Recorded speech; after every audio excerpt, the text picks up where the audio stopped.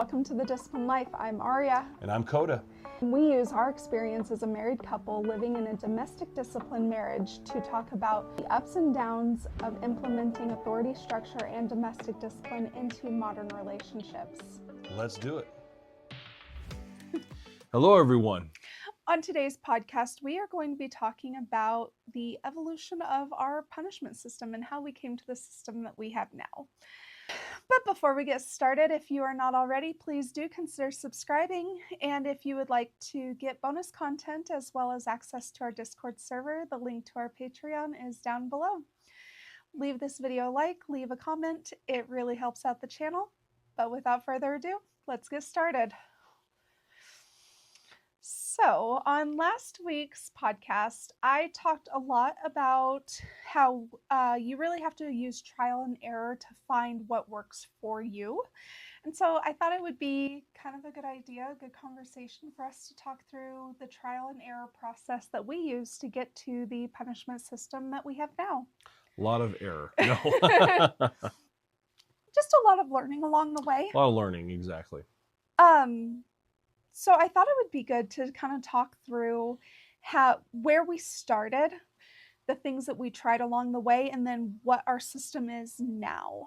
So do you remember when we first started kind of our domestic discipline journey, how we approached discipline? I do think a little bit. I remember it being very rocky, at least on my part.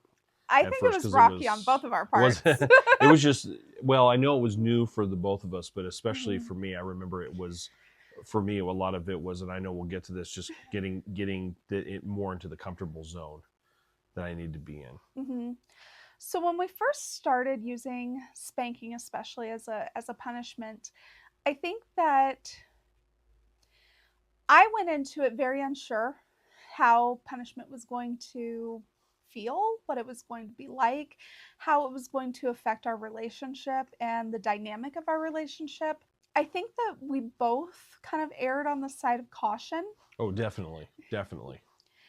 And so when we went into using spanking, it was kind of this like, we tiptoed into those waters. For sure. I can tell you, I definitely tiptoed into it. So And so when we first started using spanking, we decided to have a system where individual swats with the paddle was earned. And so we started out for every minute I was late to bed, it was one That's swat. right. That's right. Sorry. I was remember? like, oh yes, I remember this. Yeah.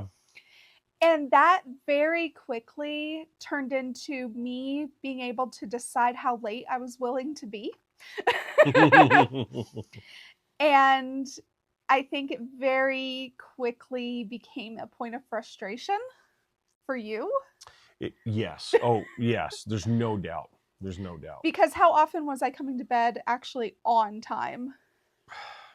Almost never. I was going to say, I hate to say, I don't want it to sound like you were just so, I don't want it to sound like you were insubordinate or anything, but no, it was not on time. But it was just this thing of if I knew that I could be 10, 15 minutes late and I was only going to get, 10 or 15 swats with the paddle. It's worth it. Exactly. And so kind of our next evolution in that process was we were like, okay, well, let's double it. Let's see if that will be enough of a deterrent. And it wasn't. That first one was the most frustrating thing, I think, in the process, because not only had we just started and I'm going, I have no idea what I'm doing, but number two, it was like, man, she is not, the point of this is to get her in bed on time, and it's not happening. Mm-hmm. And so what is the point of that kind of thing? That was the frustration. And I do think that in the very beginning, you were very kind of trepidatious about discipline. You wanted to make sure that you were using discipline effectively. Yes. Oh, yeah. But also, we have always approached discipline within a domestic discipline context to be a vehicle for learning and growth and a consequence and accountability. Discipline is not, in our relationship at least, not retribution. Yes, correct. It's not It's not just an exercise of how much pain can you put me through. Right. And so because you were trying to figure out where those boundaries were to say this is effective, it's effective at being a point of accountability and a point of learning, but without crossing over into just a point of retribution for my behavior.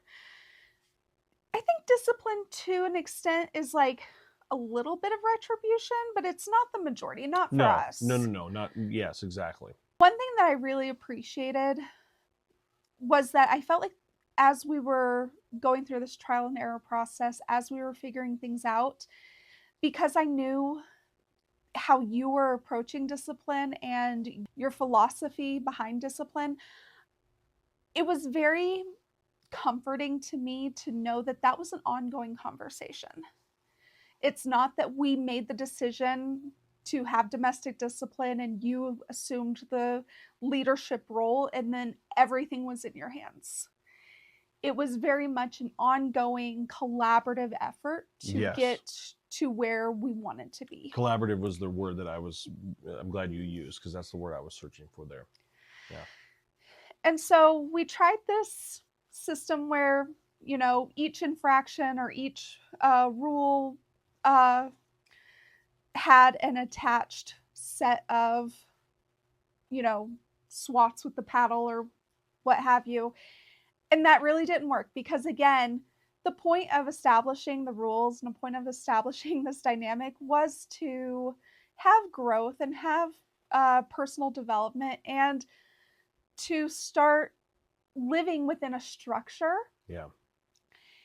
And so that wasn't working because I was more or less just finding all the loopholes and finding all of the ways to work around the structure to still get what I wanted.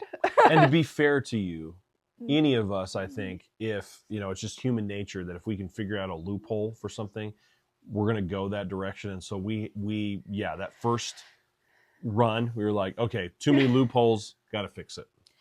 And I think I was still like in the stage of our relationship and in the stage of building the structure in that I was in a point in our relationship where I was really still learning how to function under your authority and how living under your authority and under your leadership, what that really looked like. Because up until that point, I didn't really have that tangible accountability. I didn't have that, hands-on leadership. And so it took a little while to kind of shift into that.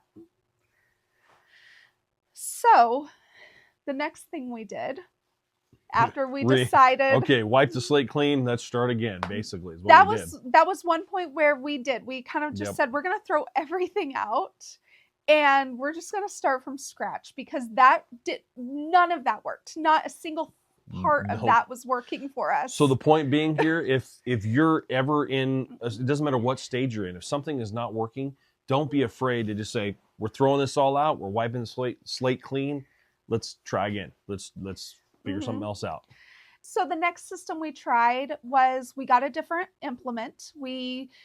Part of wiping the slate clean was really evaluating if the implement we were using at the time was effective, and it really wasn't. We were using a lightweight wooden paddle, and so that paddle just wasn't effective. So it was just, Coda was having to put a lot of strength behind it, and it was getting to a point where he didn't feel comfortable with the amount of force that he was having to use. Yep. And so we decided, part of wiping the slate clean, part of starting over, we got a new implement. Yep. And we started a system where basically if I broke a rule, it was a spanking, and I was not given any indication of what that meant. And that was completely at his discretion. That was at least for me, was a whole nother level of frustration because I was doing something that was just outside of my realm of comfort because it just seemed so one-sided. Like the pendulum went way over here. And so that was just a whole nother thing of frustration. I there. think that your frustration may have come from the fact that you felt like you were having to spend a lot of mental energy making every single decision within the moment. Yes, that's exactly what it was. Absolutely. On top of all the other mental energy I had for everything else. It just felt like I was living under a system where I was, at that point, I was trying my best. I didn't want to be punished at that point.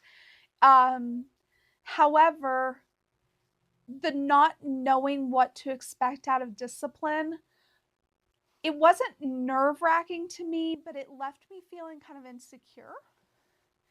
And I could see the frustration in you because when I would kind of mess up, when I would break a rule, either intentionally or unintentionally, it didn't really matter at that point. I saw a air of frustration from you every single time it happened. Where now, if it's unintentional, I don't see that frustration from you. Now, if I intentionally break a rule, you still bring a little frustration, and that's fair. Um, and so I just felt like I didn't feel like I was getting the leadership that I needed.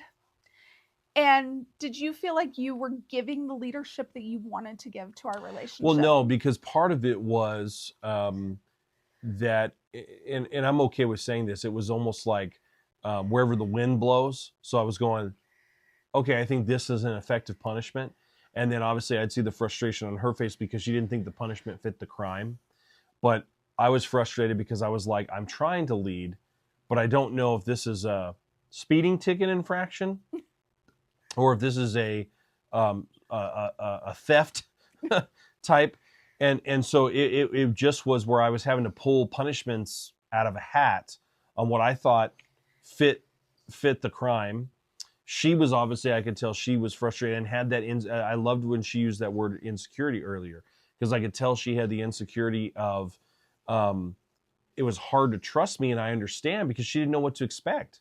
She thought, well, he could tomorrow I could make the same infraction and it would be a totally different punishment than yesterday because of how he feels from one day to the next, which was fair. I mean, that's a fair thing to feel. And that happened a few times. It did. And Yeah. it's not the progression that you would think, where, if you have a taken in hand that, broke a rule or violated a boundary, and you punish them and then they do it again within a few days, you would think that the progression would be that they are punished more severely for not learning the lesson the first time.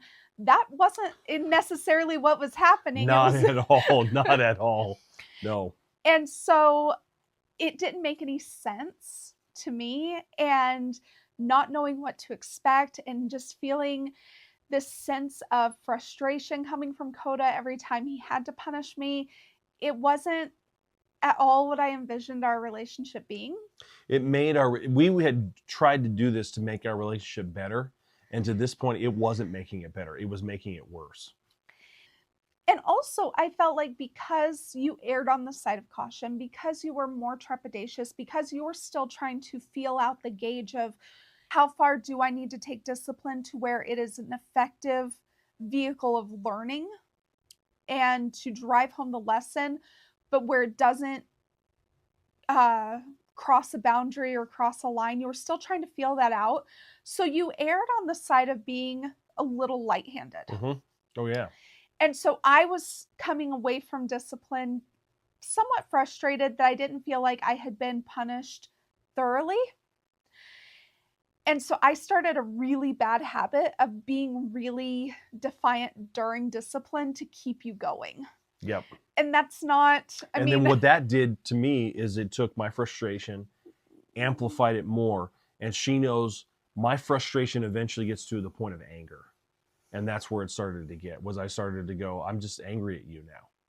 And the last place you want to be with your spouse, especially when this is supposed to be bringing you closer together, is having a point where you're angry with them and you're like, look, I'm so angry with you, I don't even want to be in the same room with you right now. And so, like, we're laying it all out on the line, You're and getting everything, all the dirty laundry right here.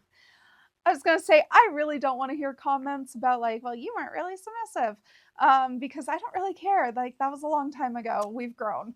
Um, Yeah, and here's the encouragement. Any of you that are listening that are starting on this, you have to be willing to go through the process. One of the issues that I'm getting on my soapbox real quick. I'm just going to throw it out there. One of the issues we have is there's no such thing as growth anymore. Everybody wants to get from here to here without actually having to do the hard work, with actually having to grow through the process from here to here. Sorry, you don't wake up and all of a sudden go from one side to the other side without having to do some real hard work and having some growth. And so I agree with Aria when she says, well, I don't want to hear the comments about where you really weren't submissive and all of those kind of things. Well, maybe not, but because we were trying to figure out how this was going to work and we were in that beginning process. That's the way it happens in life. So get used to the process. and just because I wasn't necessarily the picture of submission at that point didn't mean that that's not what I wanted.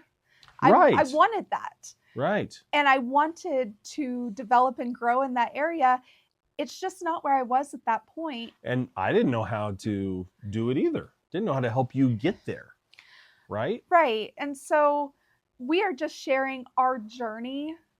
So just be kind, I guess is the point of that. That rant. And so obviously that wasn't working. And we had to come together and be like, look, this is driving some feelings and some animosity between us that it really shouldn't be. And so we had to reevaluate at that point. Now, at that point, the implement that we were using was heavy. Yeah. We almost went the opposite direction of the last one. Well, and that's why, because the Right. last one was lightweight. And so I thought, oh, a heavier implement, it'll be a little bit more intimidating. It'll be a little bit more effective. It'll like pack a little bit of a punch, so to speak. And it did, but not, it still wasn't effective for a few reasons. It wasn't for me. The reason why the paddles that we have now work really well is because having a very stingy sensation from the impact is what causes that deterrent. And so this paddle really didn't have a very effective stingy sensation. And for Coda, it was very difficult to use for a long spanking for more than about you would get about 15 swats into it, and then you were like, man. My arm was dead. Oh my gosh. And so I did some research, and that's when we got our first acrylic paddle. Yep. The one we still use for maintenance. Maintenance, yep. And he loved it. And for the purpose that it served, it did a good job. It did. So at that point, we changed implements, but we still kept the system where you were deciding the punishment. And we realized that the implement wasn't the only problem in that system. Because when we changed implements, you still had a level of frustration and you still had some inconsistency in how you were dictating punishment. As part of this is your journey of learning one another. And so we're dwelling a little bit on the negative stuff, just a little bit, but it's to show you how we got to where we are now. But the positive that came out of all this is we were learning about one another. And one of the things we learned that we both have in common, which is really good, is we want very detailed structure.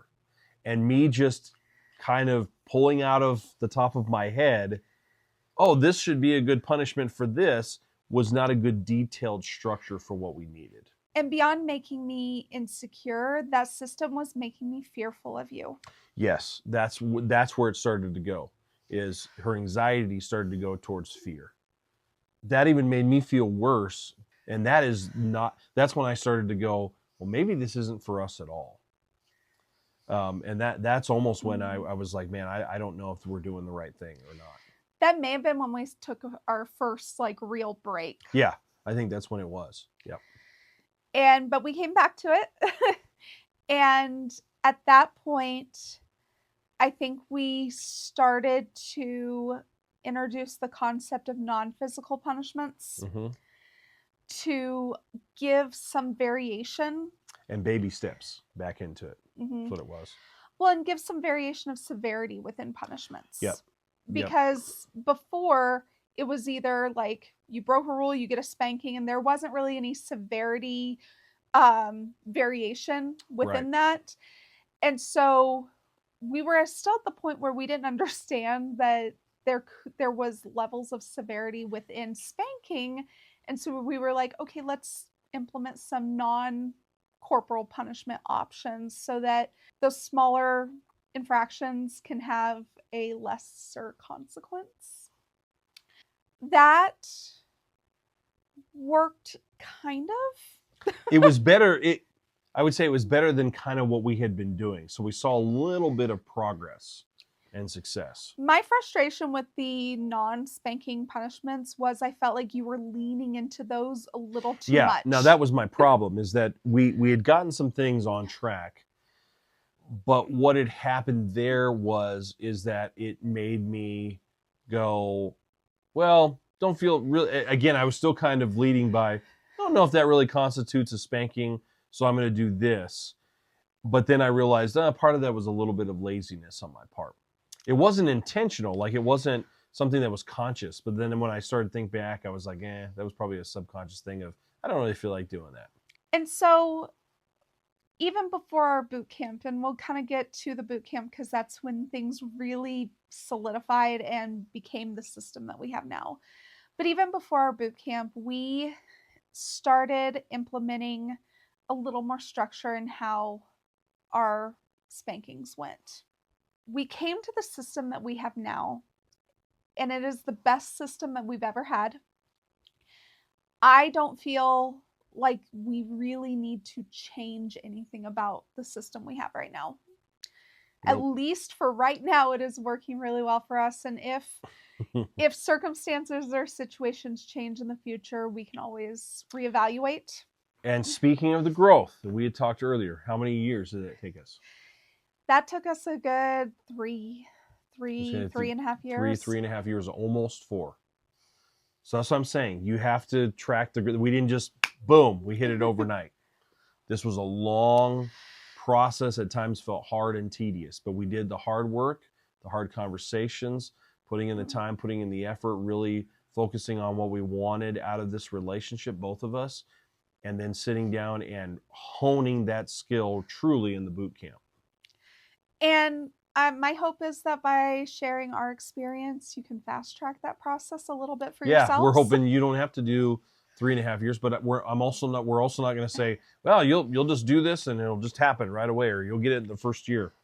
There's not necessarily a time frame on this. So when we went through the boot camp, we really refined our structure and made it like super detailed. And we looked at how to create levels of severity even within spanking. And we had one of our relationship building activities that we did talked about what were effective non-spanking punishments that we have found success in. And I was able to explain what non-spanking punishments are actually effective and meaningful to me. And then that gave Coda an idea of how he could utilize those in conjunction with the levels of severity of spanking. So I go into detail about how we structured the levels of severity of our spankings in an article on Patreon. So if you want access to that, a link is down below. But we have our basic structure of a warm-up. Then we have some over-the-knee spanking. And then we have the last phase of the spanking with me bent over some furniture. Somebody asked me the other day if knowing what to expect from a spanking made it better or worse. And it kind of created this conversation around, does knowing what to expect from a discipline session, number one, does that limit the head of household in what he can do through that discipline? I would say no. What are your feelings on that? Do you feel limited when something is a medium spanking, and then that means that it's a certain range of swats for us? Do you feel limited in that?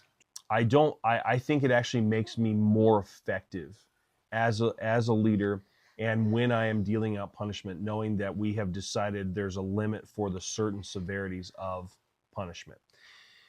And the reason it does is because since I know we've agreed on how many swats and different things like that, I can make them very, very effective. And especially because we've talked about this before, when I spend that time also lecturing, it forces me to really be concise and to get across the point that I'm trying to get across to her during this punishment time, whenever it is. And so I think the limits actually are more helpful than if I had no limits. However, even if something is a medium spanking, if I am not receiving that correction well, you are not limited to maintain that severity and only that severity. Right. And what I've found is because we spent a lot of time cultivating each type of punishment, I don't think I've had to do that yet because it really has fit the severity of whatever the infraction is very, very well. And I think that's another reason why our current system has become very effective for us, is that yes, we have that little addendum in there in case I need it, but I haven't had to because we did spend a lot of time making sure that the limits were fair, but also effective. Yeah. I do find that knowing what to expect out of discipline gives me a sense of security. And it also allows me to understand and accept that those are the consequences that I agreed to, and that this was a collaborative effort. This is not something that Coda is doing to me. It's not something that I don't have any autonomy within. It's something that we agreed to together, and it's something that we came up with together. It's also something that we have figured out and structured in a way that even a medium spanking is not a fun process. I don't find it worth it to break a rule knowing that I'm going to get a spanking now, because all of my spankings are very unenjoyable. None of my punishments are under a pretty high number of swats. So there is no more punishments that are like 15, 20 swats each, you know? And so even knowing what the range of severity is and what that means and kind of what I'm in for, it doesn't make it to where I look at it and say, oh, yeah, I'll just disregard that rule. Also, attitude matters and intention matters. So I know that even if something was agreed on to be a medium spanking, I know that if I was like, I just didn't want to do it, and I knew I would just take my spanking, that would turn into a hard spanking, because intention matters, attitude matters. This makes us very effective as a couple, because when she knows what the consequences are, she knows what to expect if she violates something. It does make her more effective. It makes her, in a good way, it makes her more effective as a wife. It helps me because I don't have to guess. It makes me a more effective leader because we've agreed on what's happening. So it's very easy for me to say, you made this violation, even if she's going, but please, and say no. And you know exactly what's coming. And that's what we're going to follow through with. And that is why I think it's very, very effective. Like she was saying, we're very structured people, but it also gives us a high level of effectiveness. And for you, you really like having the guesswork taken out of things. She's right. In my regular life and everything, I don't like to guess. I like to know what the rules are. I like to know where my limits are. I like to know where things are. I'm a checklist guy. I admit it. I'm a guy who plans things out because I like to know. I want to know if something is coming up, there's something that I need to be in charge of or that I need to do. I want to know what the details are. I don't like being caught um, in a spot where I have to guess about things, especially when it could affect me and the people around me. So in our relationship, I really having that structure helps me lead more effectively, and that's what I want to do so that my family and my wife can better feel more secure and feel like they have that security and that structure that they need because I'm feeling at ease about it. Mm-hmm. Yeah, you're not a split second decision guy. You are not a spur of the moment guy. You like to make a plan and then follow through with that plan. All that to say, that's why that works for us.